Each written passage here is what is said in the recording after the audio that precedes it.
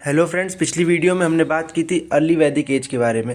इस वीडियो में हम लोग बात करेंगे पोस्ट वैदिक एरा के बारे में। उत्तर वैदिक काल का समय काल 1000 ईसा पूर्व से लेकर 600 ईसा पूर्व तक है। पूर्व वैदिक कालीन आर्य खेती और व्यवसाय करता था, परंतु जब उत्तर वैदिक काल में लोहे की खोज हो गई तब उत्तर वैदिक कालीन आर्य बड़ी मात्रा में बड़े पैमाने पर खेती करने लगा। यहीं पर कृषि क्रांति आई।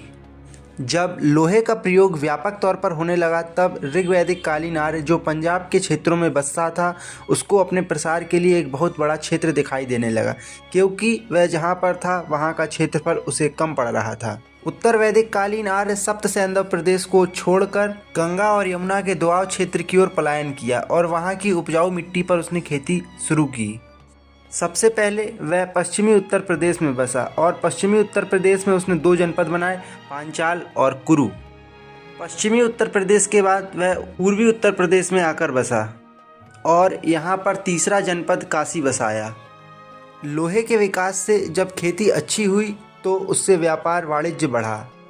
व्यापार वाणिज्य के साथ नगरों का विकास हुआ, बेशक छोटे ही सही, लेकिन 16 क्षेत्रीय राज्य बने और फिर उनकी राजधानियां भी बनी। यहीं से 16 महाजनपदों का विकास हुआ।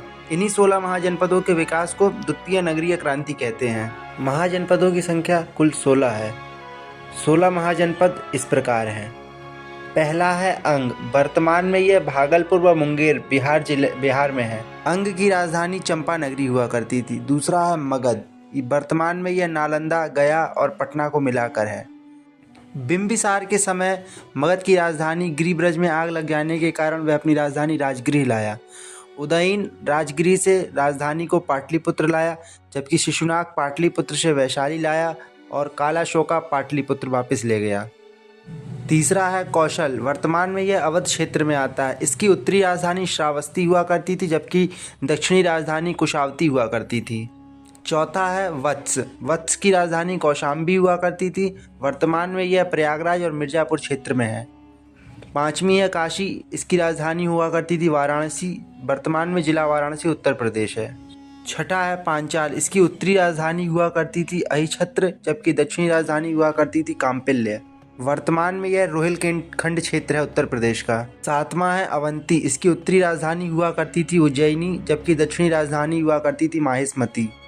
वर्तमान में इसका क्षेत्र मालवा क्षेत्र है जो मध्य प्रदेश में पड़ता है। आठवां है मत्स्य। इसकी राजधानी हुआ करती थी विराटनगर। वर्तमान में यह जयपुर, अलवर, भरतपुर जिला है। नौवां है सुरसेन। इसकी राजधानी हुआ करती थी मथुरा।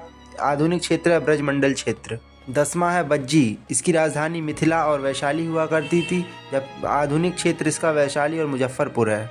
11वीं है मल्ल। इसकी राजधानी पावा या कुशीनगर हुआ करती थी। वर्तमान में यह कुशीनगर, देवरिया और गोरखपुर को मिलाकर है। 12वां है कुरु। इसकी राजधानी हस्तिनापुर या इंद्रप्रस्थ हुआ करती थी। वर्तमान में मेरठ और पश्चिमी उत्तर प्रदेश को मिलाकर है।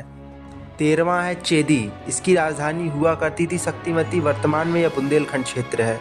14वां है गांधार। राजधानी तक्षशिला हुआ करती थी। वर्तमान में रावलपिंडी, पेशावर जिला, पाकिस्तान। वहाँ है कम्बोज। इसकी राजधानी राजपुर या हाटक हुआ करती थी। वर्तमान में यह राजौरी पाकिस्तान में है। वहाँ है अशमक। इसकी राजधानी हुआ करती थी पौतली। वर्तमान में नर्मदा व गोदावरी के मध्य का क्षेत्र है।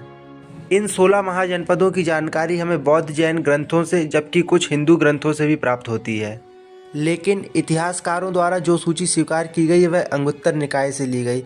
अंगुत्तर निकाय से ली गई सूची सर्वाधिक मान्य व सर्वाधिक प्रमाणिक है। इन सभी 16 महाजनपदों में से सबसे प्रमुख है मगध साम्राज्य। महाभारत और अन्य पुराणों में के अनुसार बताया गया है कि मगध साम्राज्य पर पहले बृहदत्त वंश का शासन था। इस वंश का सबसे योग्य शासक था जरासंध, जो कि बृहदत्त का पुत्र था।